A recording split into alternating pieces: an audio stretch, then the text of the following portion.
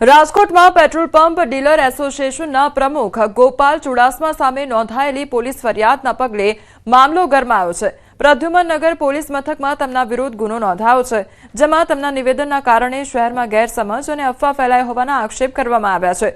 બીજી તરફ HPCL company દ્વારા પેટ્રોલ અને ડીઝલનું સેલ સસ્પેન્ડ કરવામાં આવ્યું હોવાનું સામે આવ્યું છે। તો ન્યૂઝ 18 ગુજરાતી સાથેની ટેલિફોનિક વાતચીતમાં એક પેટ્રોલ પંપ મેનેજરે જણાવ્યું હતું કે ક્લેરિફિકેશન ન મળે ત્યાં સુધી ઓમ પેટ્રોલિયમ દ્વારા વેચાણ શરૂ નહીં થાય। રાજકોટ પેટ્રોલ પંપ એસોસિએશનના પ્રમુખ સામે વધુ એક કાર્યવાહી થઈ છે। રામદેવપીર ચોકડી પાસે આવેલા ઓમ પેટ્રોલ પંપ છે, તેમના જે પેટ્રોલ પંપ છે તેમનું સેલ છે તે સસ્પેન્ડ કરી દેવામાં આવ્યું છે। પોલીસ ફરિયાદ બાદ જે છે તેમની પાસેથી ક્લિયરિફિકેશન માંગવામાં આવ્યું છે અને હાલ જ્યાં સુધી આ ક્લિયરિફિકેશન ન આવે ત્યાં સુધી આ પેટ્રોલ તેમજ ડીઝલનું વેચાણ છે તે બંધ કરી દેવામાં આવ્યું છે। અત્યારે આપ દ્રશ્યોમાં પણ જોઈ શકો છો કે જે રીતના પંપ છે તે ગોપાલ ચુડાસમાનો છે અને રામદેવપીર ચોકડી વિસ્તારમાં આવેલો છે, જે તેમની સામે પ્રદ્યુમનનગર પોલીસ સ્ટેશનમાં ફરિયાદ દાખલ થઈ હતી અને આ ફરિયાદમાં આક્ષેપ કરવામાં આવ્યો હતો કે તેમના દ્વારા ખોટી અફવાઓ ફેલાવવામાં આવી રહી છે। ત્યારે આ પોલીસ ફરિયાદને પગલે એચપીસીએલ કંપની છે તેમના દ્વારા જે ગોપાલ ચુડાસમાનો જે પેટ્રોલ પંપ છે તેમને જે છે એ સેલ કરવાની મનાઈ કરી દેવામાં આવી છે અને હાલ જે પેટ્રોલ પંપના મેનેજર સાથે ન્યૂઝ 18ની ટીમ સાથે જ્યારે વાત થઈ છે ત્યારે મેનેજરે પણ કહ્યું છે કે તેમને જે છે ખાસ કરીને હાલ પેટ્રોલનું વેચાણ બંધ કરવાનો તેમને આદેશ આપ્યો છે, પરંતુ હાલ તેમના દ્વારા જે કોઈ યોગ્ય ડોક્યુમેન્ટ છે તે પણ પૂરા પાડવામાં આવી રહ્યા છે અને આ ડોક્યુમેન્ટ પૂર્ણ થઈ ગયા બાદ જે એચપીસીએલ દ્વારા જે પણ આદેશ આપવામાં આવશે તેને અનુસરવામાં આવશે। હાર્દિક જોશી, ન્યૂઝ 18 ગુજરાતી, રાજકોટ। અછતની અફવાઓ વચ્ચે ડાંગના સાપુતારામાં પેટ્રોલ પંપ પર કતાર જોવા મળી। સાપુતારાને અડીને આવેલ મહારાષ્ટ્રના ગ્રામ્ય વિસ્તારના લોકોની પેટ્રોલ ડીઝલ માટે પંપ પર કતાર જોવા મળી। ગુજરાત સરકારે જાહેરાત કરી હોવા છતાં પેટ્રોલ પંપ પર ભારે ભીડ જોવા મળી રહી છે। ત્યારે જિલ્લા પુરવઠા અધિકારીએ લોકોને અપીલ કરી છે કે જિલ્લામાં પેટ્રોલનો પૂરતો જથ્થો ઉપલબ્ધ છે અને કોઈપણ પ્રકારની અફવાઓથી દૂર રહેવું જોઈએ। ડાંગ જિલ્લાની તમામ જાહેર જનતાને અનુરોધ કરવામાં આવે છે કે ડાંગ જિલ્લામાં કાર્યરત કુલ 9 પેટ્રોલ પંપ પર પેટ્રોલ અને ડીઝલનો પૂરતો જથ્થો ઉપલબ્ધ છે। આથી કોઈપણ પ્રકારની અફવાઓથી દૂર રહેવું, કોઈપણ અવ્યવસ્થા ન સર્જાય તેની તંત્ર દ્વારા પૂરી તકેદારી રાખવામાં આવી રહેલ છે।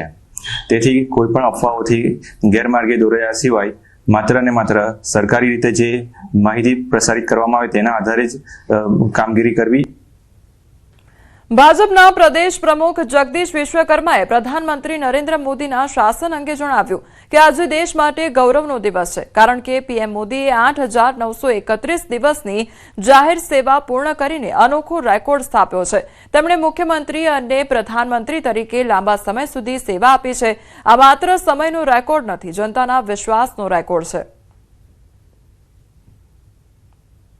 તાજેતરમાં જ 8,931 દિવસ સુધી ચૂંટાયેલી સરકારના વડા તરીકે સેવા આપવાનો એક ઐતિહાસિક રેકોર્ડ સ્થાપ્યો છે। ત્યારે આ માત્ર એક સમયનો રેકોર્ડ નથી, આ જનતાના અખંડ વિશ્વાસનો એક રેકોર્ડ છે। તો ભાજપના પ્રદેશ પ્રમુખ જગદીશ વિશ્વકર્માએ સ્થાનિક સ્વરાજ્યની ચૂંટણી મુદ્દે નિવેદન આપતા જણાવ્યું કે પાર્ટી સંપૂર્ણ તાકાત સાથે તૈયારીઓમાં લાગી ગઈ છે અને ચૂંટણીના મેદાનમાં ભાજપ હંમેશા સક્રિય રહી છે। તેમણે વિપક્ષ પર નિશાન સાધતા કહ્યું કે ચોમાસું આવે ત્યારે દેડકા જેમ કૂદે છે તેમ વિપક્ષ માત્ર ચૂંટણી સમયે જ સક્રિય થાય છે। ભાજપ સ્થાનિક સ્વરાજ્યની આવનારી ચૂંટણી માટે સંપૂર્ણ રીતે તૈયાર છે। તમામ સમિતિઓ બનાવી દેવામાં આવી છે। ચૂંટણી આવે ત્યારે મેદાનમાં જાય છે એવું નહીં। ભારતીય જનતા પાર્ટીનો કોઈ પણ નેતા, ભારતીય જનતા પાર્ટીની સરકાર કે લીડર્સ કે સરકાર કે મંત્રીઓ માત્ર ચૂંટણી આવે ત્યારે જ દેખાય તેવું નહીં। ચોમાસું આવે ને દેડકા કૂદવા માંડે એ તો તમને ખબર છે કે પંજાબથી ને દિલ્હીથી બધા લોકો ત્યારે આવવા માંડ્યા છે। માત્ર ચૂંટણી આવે ત્યારે દેખાય અને ચૂંટણી જાય ત્યારે જતા રહે। સુરતના ગોડાદરા મહારાણા પ્રતાપનગર વિસ્તારમાં આવેલ શ્રીજી આર્કેડ ખાતે એક માનસિક બીમાર યુવક ગેલેરી પર ચડી જતા હડકંપ મચી ગયો હતો। યુવક ખાનગી હોસ્પિટલની ગેલેરી પરથી કૂદવાનો પ્રયાસ કરતો હોવાની જાણ થતાં તાત્કાલિક ફાયર વિભાગની ટીમ સ્થળ પર પહોંચી હતી। ભારે જહેમત અને સમજાવટ બાદ ફાયર ટીમે યુવકને સલામત રીતે નીચે ઉતાર્યો હતો. હાલ યુવકને હોસ્પિટલમાં દાખલ કરીને તેની સારવાર ચાલુ કરવામાં આવી છે.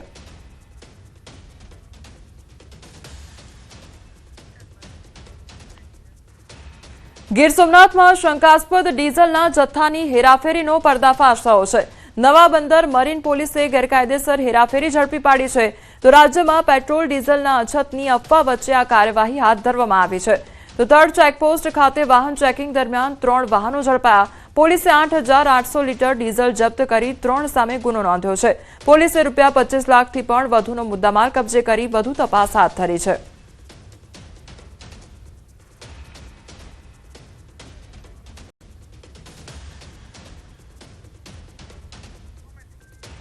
તો ગીર સોમનાથનો આ મામલો સામે આવ્યો છે કે જ્યાં પોલીસ દ્વારા કાર્યવાહી હાથ ધરવામાં આવી છે. જે ડીઝલનો જથ્થો છે તે જપ્ત કરવામાં આવ્યો છે અને આ સાથે 3 આરોપીઓને પણ ઝડપી પાડવામાં આવ્યા છે. તો ચેકપોસ્ટ ખાતે વાહન ચેકિંગ દરમિયાન કાર્યવાહી હાથ ધરવામાં આવી હતી, જ્યાં શંકાસ્પદ ડીઝલના જથ્થાની હેરાફેરીનો પર્દાફાશ થયો છે. એક તરફ પેટ્રોલ ડીઝલની અછત જોવા મળી રહી છે, ત્યારે બીજી તરફ લોકો દ્વારા આ પ્રકારે જે જથ્થો છે તેનો પણ સંગ્રહ કરવામાં આવી રહ્યો છે.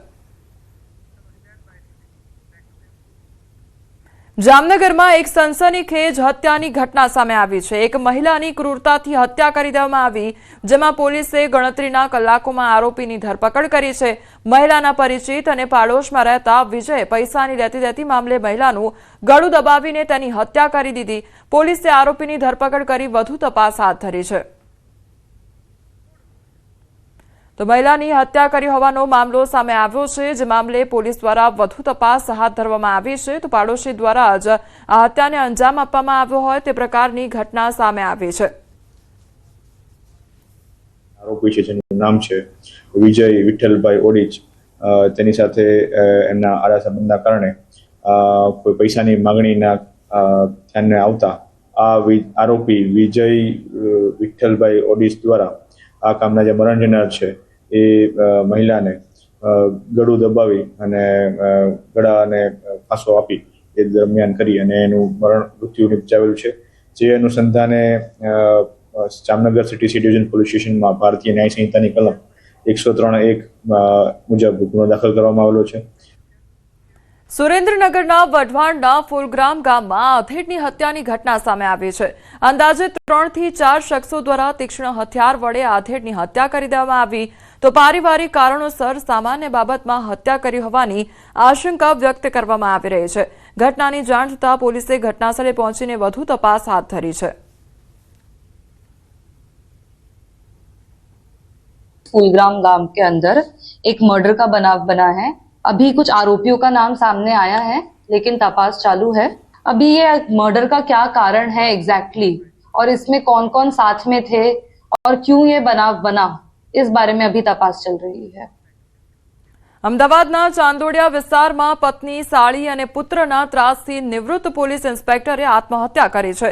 જે અંગે મૃતકના ભાઈએ પોલીસને જાણ કરતા પોલીસે સુસાઇડ નોટના આધારે આત્મહત્યા માટે દુષ્પ્રેરણાનો ગુનો દાખલ કરીને સમગ્ર મામલે વધુ તપાસ શરૂ કરી છે. મૃતકના ભાઈનો આક્ષેપ છે કે નિવૃત્ત થયા બાદ આરોપીઓ મૃતક જયંતિભાઈને માનસિક ત્રાસ આપતા હતા. આમ કંટાળીને મૃતક જયંતિભાઈ ઘરેથી નીકળીને સુસાઇડ નોટ લખી ઝેરી દવા પી આત્મહત્યા કરી લીધી હતી. હાલમાં પોલીસે આ મામલે ફરિયાદ નોંધીને આરોપીઓની શોધખોળ શરૂ કરી છે. શું એમને ગાડી લીધી હતી તો એમનો હપ્તો પેન્શનમાં જ કપાતો હતો અને મારા ભાઈ કને દવાના પૈસા બચતા નહોતા અને હું ગરીબ છું, બરોબર, અને હું છૂટક મજૂરી કરું, હું ક્યાંય લાવું એટલા પૈસા. મારા શું ઈચ્છો છો પોલીસ પાસેથી? પોલીસ ભાઈ ઈચ્છું કે મારા ભાઈ જે નોટમાં લખીને ગયા એ એમના આરોપીઓની સજા થવી જ જોઈએ. એમની પત્ની તો કે મારે જરૂરત જ નહીં આમની.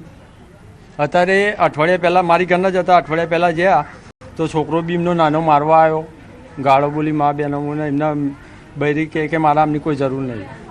એટલે આર્યા ભાઈ ટેન્શનમાં જ ફરતા હતા, બરોબર.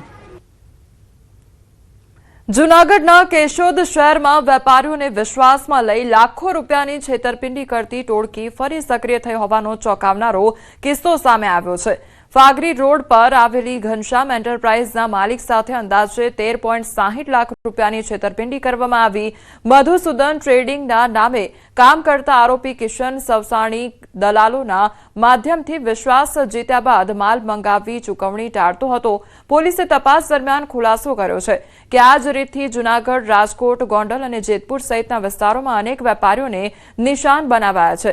હાલ મુખ્ય આરોપીને ટ્રાન્સફર વોરંટથી કસ્ટડીમાં લઈ વધુ તપાસ શરૂ કરવામાં આવી છે. આપણે અવારનવાર એને ફોન કરેલ, પણ એને પૈસામાં આજ કરવું કાલ કરવું એમ કરીને પછી ફોન ઉપાડવાનું બંધ કરી દીધું. એટલે મેં એની ઉપર એફઆઈઆર દાખલ કરી. કાંઈ અમારા પૈસા આપી દે એટલે આપને કાંઈ વાંધો નથી. સિંગદાણાનો વેપાર કરતા હોય જુદા જુદા અલગ અલગ વ્યવહારો કરીને કુલ 13,60,485 રૂપિયાનો સિંગદાણાનો માલ એમને આપેલો હતો, પરંતુ તેઓ તેનું પેમેન્ટ નહીં કરેલ અને વિશ્વાસઘાતને છેતરપિંડી કરેલ હોય. આ સદર આરોપી જૂનાગઢના તાલુકા પોલીસ સ્ટેશનમાં પણ ગુનામાં એટલે ધરપકડ થયેલી હોય, જેનું ટ્રાન્સફર વોરંટ લઈ અને કબજો લેવામાં આવેલો છે.